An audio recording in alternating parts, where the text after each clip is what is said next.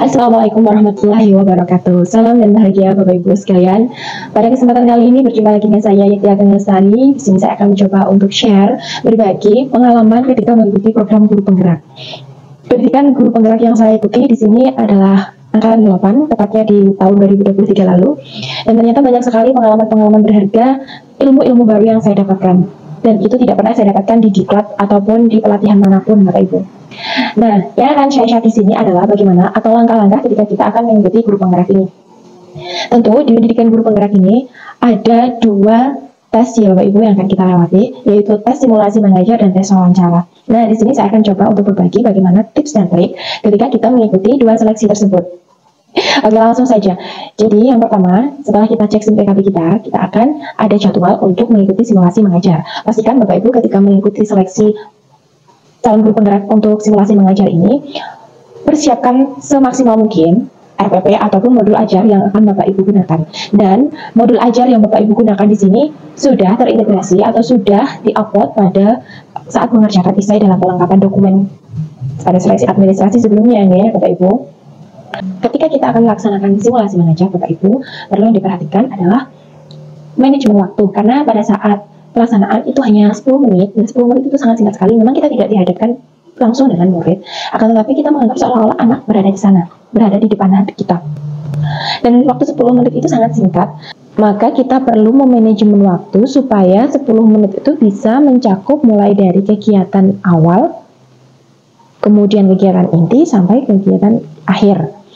Dan semua itu, baik itu dari pembukaan, kemudian inti, dan juga penutup, semuanya itu terangkum semuanya dalam 10 menit tersebut. Dan usahakan kita membuat anak itu lebih aktif di dalam pembelajaran kita.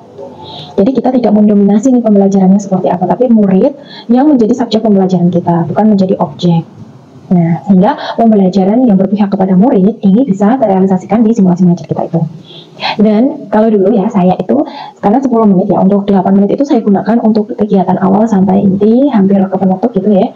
Lalu di 2 menit terakhir itu ada kegiatan untuk mungkin mengerjakan RKPD, ataupun juga ada soal evaluasi, dan juga ada lembar refleksi, atau kita bisa berefleksi bersama dengan murid. Nah, kuncinya adalah kita bisa berefleksi. Selanjutnya kita ada waktu 10-15 menit untuk tanya jawab dari asesor atau dari penguji kepada kita terkait dengan pembelajaran yang telah kita lakukan barusan gitu ya. Nah, pertanyaan itu seputar tentang pembelajaran yang kita laksanakan. Jadi usahakan memang kita menguasai hal-hal apa saja yang akan kita sampaikan kepada murid, mulai dari metode, kemudian LKPD, kemudian juga model pembelajaran dan lain sebagainya. Itu usahakan kita sampai mengupas RPP atau modul ajar kita itu sampai ngotot, bahkan sampai ke teknik penilaian pun juga ditanyakan. Nah, ini referensi pertanyaan yang dulu pernah saya dapatkan ketika mengikuti simulasi mengajar. Pertanyaan yang pertama ini biasanya tentang kelebihan dan kekurangan dalam pembelajaran yang telah dilaksanakan. Nah, di sini Bapak Ibu juga butuh tips dan trik untuk mengetahui kelebihan dan kekurangannya. Misalkan di sini kelebihannya itu karena Bapak Ibu misalkan menggunakan media pembelajaran interaktif ya, atau menggunakan metode yang lebih bervariasi seperti itu.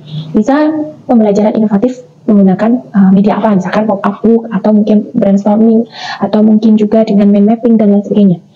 Tergantung media yang Bapak Ibu gunakan. Untuk kelebihan dan kekurangan saat pembelajaran, ini kita jawab secara urut dulu nih Bapak Ibu, mulai dari kelebihan terlebih dahulu. Jika Bapak Ibu ini menggunakan media pembelajaran interaktif atau media pembelajaran pada umumnya, itu sertakan di sana apa namanya, kemudian kelebihannya itu apa. Misalkan penggunaan pembelajaran atau pembelajaran inovatif menggunakan pop-up book. Ini kalau dulu saya menggunakan pop-up book untuk materi IPS di kelas 6. Kemudian model pembelajaran yang digunakan itu membuat siswa lebih aktif, karena di sana anak-anak akan saling bekerja sama, saling berdiskusi di dalam kelompok. Selain itu, ketika ada koordinasi, ada komunikasi, kolaborasi di dalam kelompok, nanti anak-anak juga akan mempresentasikan hasilnya di depan kelas. Lalu selain aktif, ini juga kreatif. Karena apa? Anak-anak itu kan akan berkreasi membuat pop-up booknya itu sekreatif mungkin, sesuai dengan kreasi mereka masing-masing. Nah, itu akan membuat anak jauh lebih kreatif. Lalu yang selanjutnya bisa dengan jawaban seperti ini Bapak Ibu. Siswa itu akan saling menghargai, akan saling menghormati dalam kelompok. Saat mereka berdiskusi, kita bisa mengamati anak ini bagaimana di dalam kelompok tersebut. Kemudian juga dalam presentasi, kita juga bisa memberikan apresiasi kepada anak. Wah, anak ini berlatih untuk public speaking di depan kelasnya bagus, yang belum pede atau belum percaya diri, bisa kita dorong, bisa kita motivasi seperti itu. Di sini juga melatih kecakapan dalam berbicara di depan kelas, supaya anak lebih percaya diri.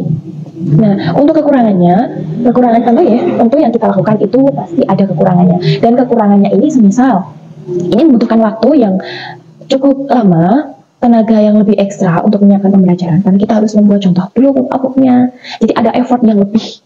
Selanjutnya, kalau kekurangannya itu ada jika kita tidak bisa manajemen waktu tadi, itu bisa beresiko pada waktu pembelajaran itu berkurang. Artinya gini, misal di situ kita menggunakan PJBL. Nah, karena di sini kan akan menghasilkan proyek, yaitu pop-up tadi. Kalau kita tidak bisa mengatur waktunya, manajemen waktu, itu bisa terbengkalai. Bisa tidak selesai di hari itu, atau bisa saja tidak selesai pada waktu yang telah ditentukan di modul ajar atau di RPP. Sehingga perlu kita manajemen waktu agar semua bisa terlaksana, tercapai. Seperti itu ya Bapak Ibu. Lalu pertanyaan yang kedua, perbedaan simulasi dengan mengajar sesungguhnya atau sebenarnya. Nah, di sini kalau simulasi, sekali lagi karena kita ini menganggap murid itu ada di hadapan kita, sementara aslinya kan tidak ada. Tapi kita menganggap seolah-olah anak itu ada. Sehingga simulasi ini menggunakan siswa yang fiktif. Kita berbicara, kita mengajar di depan kelas, tapi anak-anak tidak ada. Ini kan fiktif ya. Lalu yang berikutnya, waktu simulasi kan hanya 10 menit. Kalau kita tidak bisa manajemen waktu, itu bisa saja kekurangan. Artinya, mulai dari kegiatan awal, inti, penutup, itu bisa saja tidak tercover di dalam 10 menit itu. Sehingga perlu sekali lagi kita manajemen waktu agar ketika kegiatan ini bisa terangkum dan bisa terlaksana dengan baik. Jadi semuanya tersusun step by step, sistematikanya berurutan seperti itu. Sedangkan kalau kita mengajar sesungguhnya, itu waktunya adalah, kalau di SD kan per jamnya adalah 35 menit. Kita kalikan saja, misalkan itu untuk 2 JPL, seperti itu berarti 2 dikali 35 menit. Perbedaan waktu, itu ya Bapak Ibu. Nah, tips yang selanjutnya kita harus benar-benar tahu yang kita gunakan itu model pembelajaran seperti apa, PJBL atau yang lainnya. PJBL, PBL, Discovery, Inquiry, dan sebagainya. Kita harus jeli di sana, karena bukan tidak mungkin pertanyaan itu bisa muncul, bisa diberikan kepada kita. Dan yang penting adalah kita yakin, kita fokus pada pertanyaan penguji, sehingga kita bisa dengan konsisten menjawab pertanyaan itu. Jadi usahakan juga tetap konsisten. Jangan sampai ketika kita berbicara di depan itu A, ketika itu kita diajak membahas yang lainnya, ditanyakan lagi pertanyaan yang kamu, kita jawabannya jadi B. Nah, usahakan pertanyaan itu kita jawab secara konsisten dan jangan dibuat-buat Bapak Ibu, jangan dibuat-buat. Usahakan itu benar-benar murni dari dalam diri kita. Nah, kalau Bapak Ibu menggunakan media, misalkan kalau di sini saya menggunakan media pop-up, kita cari referensi dulu. Kita cari referensi media pop-up itu pengertiannya apa, seperti apa langkah kerjanya, fungsi dan kegunaan atau manfaatnya bagaimana. Jadi kita usahakan benar-benar mengupas media dan juga modul ajar kita itu semaksimal mungkin supaya kita benar-benar menguasai apa yang akan kita sampaikan untuk simulasi mengajar. Oke, jadi selain pertanyaan-pertanyaan itu, kita juga akan nanti diberikan pertanyaan tambahan, misalkan kan tadi perbedaan simulasi dan juga pada saat mengajar sungguhan. Nah, itu nanti kita akan diberikan pertanyaan juga, memungkinkan untuk diberi pertanyaan seperti ini. Apa yang akan dilakukan dalam kondisi real? Kalau dulu saya menjawabnya seperti ini Bapak Ibu. Pengkondisian siswanya itu kan jelas berbeda, karena siswanya fiktif di dalam simulasi. Kalau di dalam kenyataan atau di mengajar yang real, itu akan pengkondisian siswa itu tidak akan secepat ketika simulasi. Kita tidak bisa langsung, anak-anak tolong ini sebagainya, langsung mereka paham. Jika ada siswa, maka pengkondisiannya akan lebih lama, tidak secepat saat simulasi. Pasti kalau di dalam mengajar real itu akan lebih butuh waktu, prosesnya akan lebih butuh waktu. Lalu yang selanjutnya, kita itu jadi terkesan tidak buru-buru di dalam mengajar di dalam kelas yang sesungguhnya atau di real pembelajarannya. Tapi kalau disimulasikan seolah-olah kita terburu-buru, gitu ya, tergesa-gesa. Nah, untuk yang jawaban berikutnya bisa dengan seperti ini.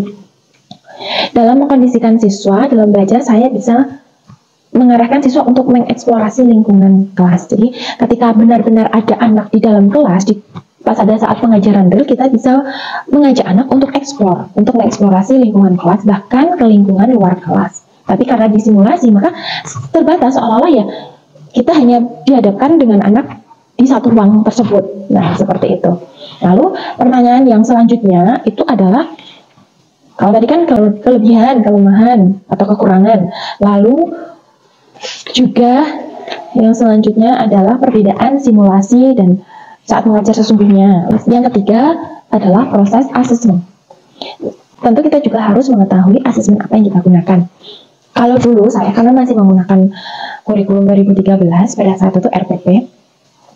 Di sini ada proses asesmennya yaitu pengetahuan kognitif. Di sini ada saat mengerjakan LKPD atau soal evaluasi juga bisa.